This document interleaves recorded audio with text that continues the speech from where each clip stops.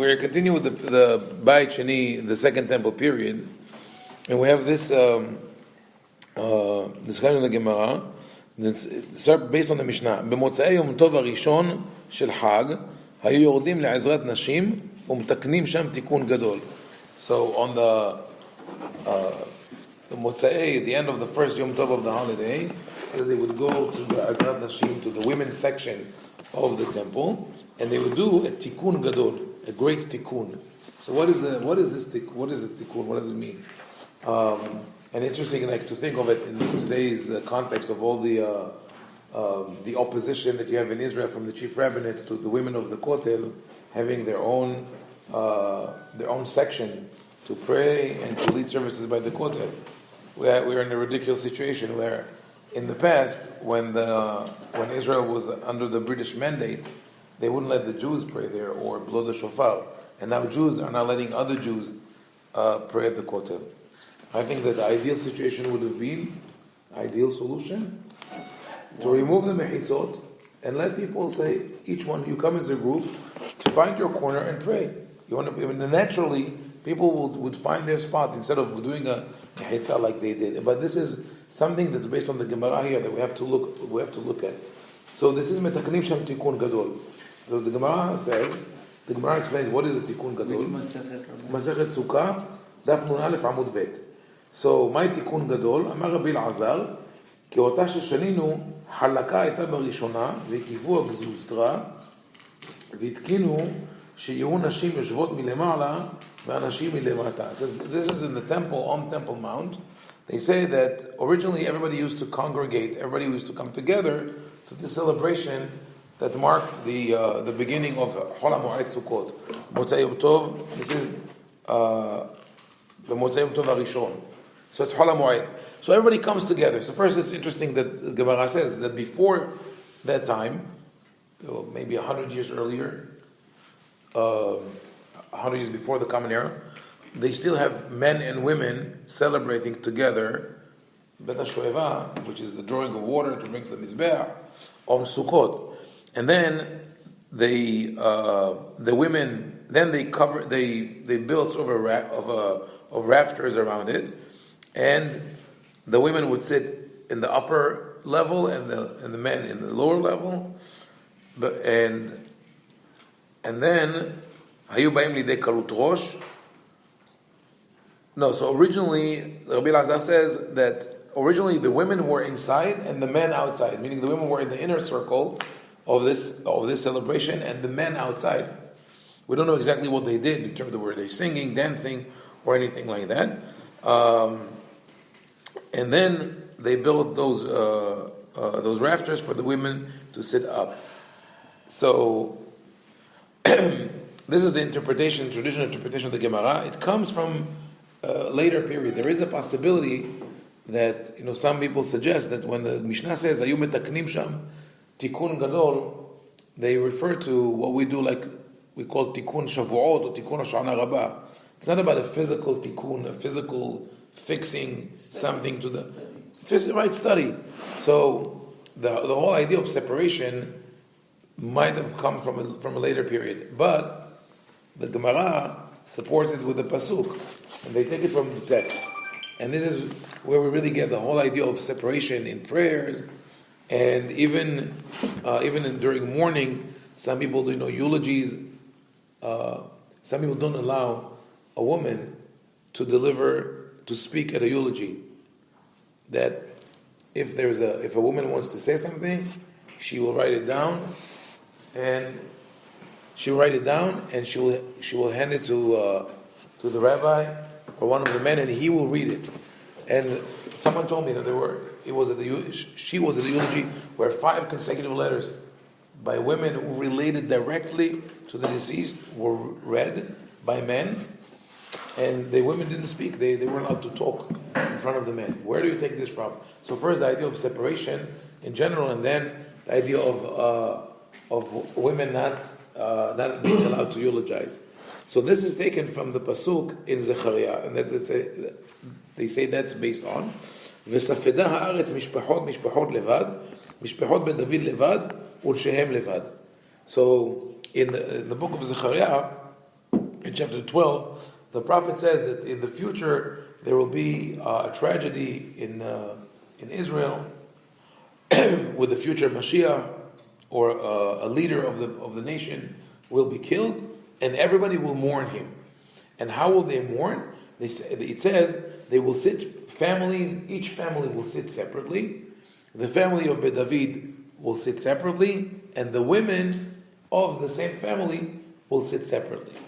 And it goes on to actually to name several families of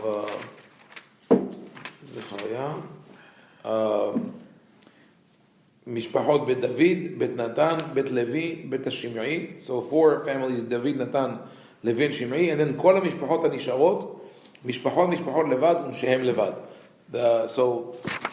The men are mourning separately, and the women separately. So the Gemara says this: Varod Dvarim Kal Vachomer, Uma le'atid lavo she'oskin be'esped ve'en yetzer hara sholet b'hem. Amara Torah Anashim Levad ve'nashim Levad. It says if when in the future, according to this prophecy, we assume that they're all more righteous people, and they are engaged in eulogy, so they don't have time now for yetzer hara, for desire or lust, and they're focused on their grief. And yet the prophet said you have to separate them, men and women. So now that they are engaged in a happy occasion, they're celebrating with a shoeva, they're dancing, they're singing. Obviously, you need to have that separation. So, if you would ask, where is the idea of separate weddings? Where does it come from? Or take it to an extreme. In some places in Brooklyn and in Israel, you come to the wedding hall and there are 2 separate entrances for men and women. God forbid they wouldn't mix at the entrance. And it's written in Yiddish, Fraulein,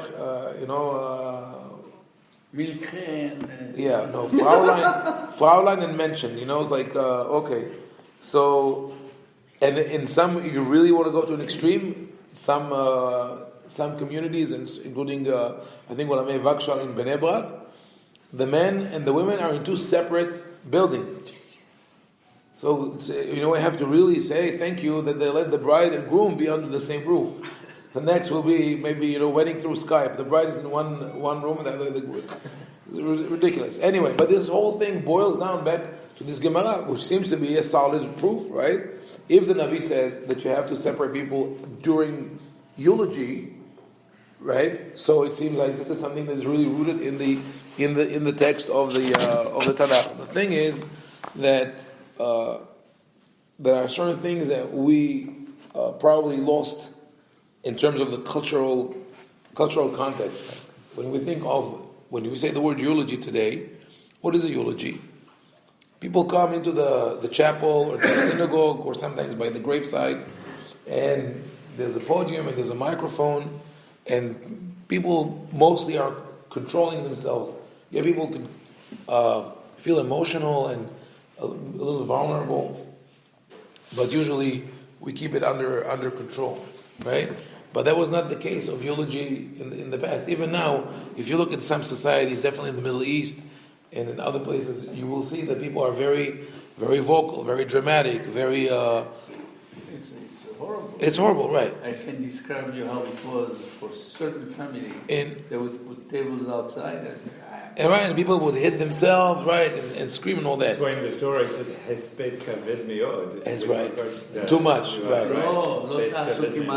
No, Matthias is speaking about the Hesped of Yaakov, right? Yaakov, Hesped kaved meod, which is... Now, the interesting thing is that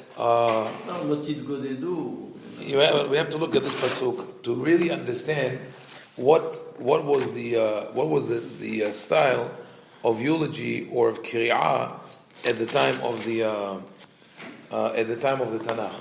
So here's the pasuk from Yeshayahu. He says this: Nashim sha'ananot. It's beautiful Hebrew. Anyway, Nashim sha'ananot komna shema'na koli banot botechot ha'azenna imrati. This is sort of like an official, like Shim'u Hashamayim, Hazinu Hashamayim Adabera, Shema Haaretz Ki Merepi. So he says, you women, listen to me. You carefree women, attend, hear my words. Confident ladies, give ear to my speech. He says, Hirdu sha'ananot regaza botehot peshota ve'ora v'hagora al halatzayim. And he speaks about the forthcoming destruction of the temple. He says, and in several places the prophets rebuked the men and the women separately for different types of. The men were rebuked for their sins such as murder, corruption, adultery, etc. And the women were rebuked for oppressing the poor, for wanting to live an opulent lifestyle. This also Amos speaks about that, and he says this. The translation is: "Quake, O confident ones! Strip yourselves naked. Put the cloth about your loins. Al shadaim sofedim, al sedehemet al gefen poria. Lament upon the breast for the pleasant fields, for the spreading grapevines."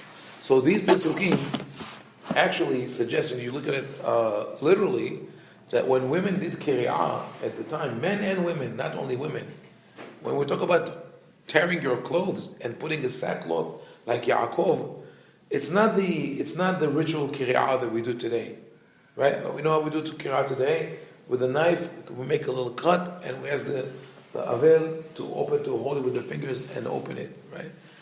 In the time of the Tanakh, people ripped their clothes off their body completely, and the upper half of the body remained naked. That's why then they would take sackcloth and put around their loins and tie it with a piece of rope to show that they have nothing in their life.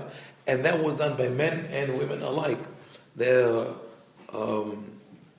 scholars who studied those customs in the ancient Near East and in Egypt found out that they have depictions of women who are going to expose their body as part of the mourning practices. That's what they did, men and women.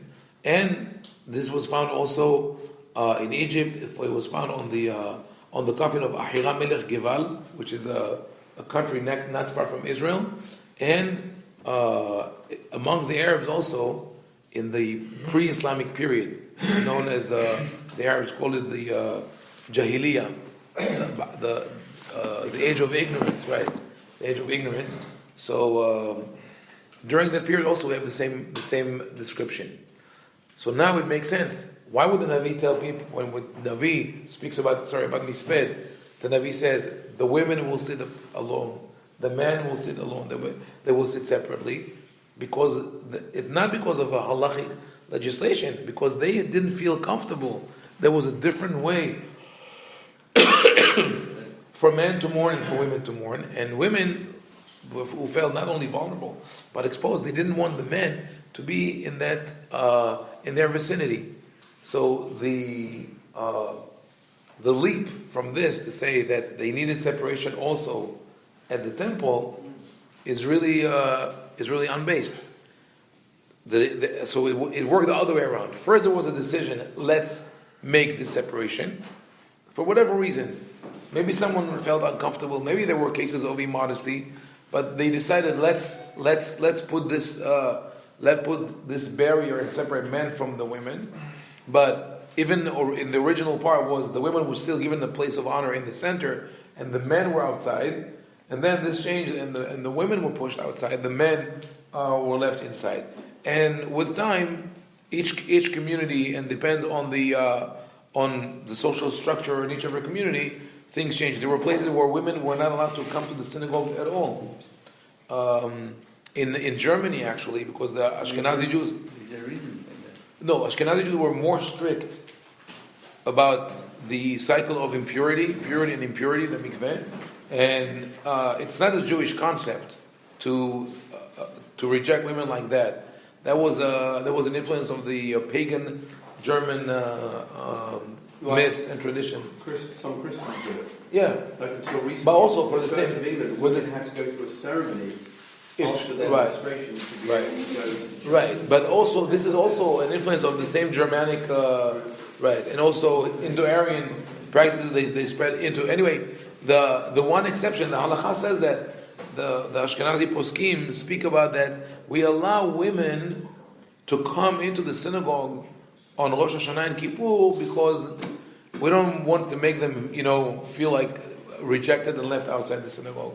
So this is interesting how the original halakha in the Mishnah, to look what is the source, where does it come from, what is it in the pasuk. And today you ask the question. We have the mechitza in the synagogues. For some people it works. For other people it doesn't work. Some people refuse to come, and some people refuse to come to a synagogue where the women are sitting in the back. Some women, even Orthodox women, would say, okay, it's fine with me to sit in a separate part of the synagogue, whether it's in the back or to the side, but I would never be in a mechitza, in a synagogue where there's a second floor and I'm sitting in the upper floor. This is how my synagogue was when I was in Yerushalayim. But then you have Orthodox communities where they require the mechitza to be so solid that there's no way for the men. It's only one-sided. Either they leave little windows or shades or whatever, and it would be better for the women to pray in a separate minyan than be segregated like that from the men. So this is an interesting issue of how halakha will deal with that in future generations. It is going to change. There are different kinds of minyanim, but from the point of view of Midrash, I just wanted to show how this discussion in the Gemara is tied to the pasuk, but the pasuk was taken out of context, out of the cultural context, because the practice of mourning were different. When they spoke about immodesty or vulnerability, it was really because people were basically stripped naked, almost completely, and that's a different situation.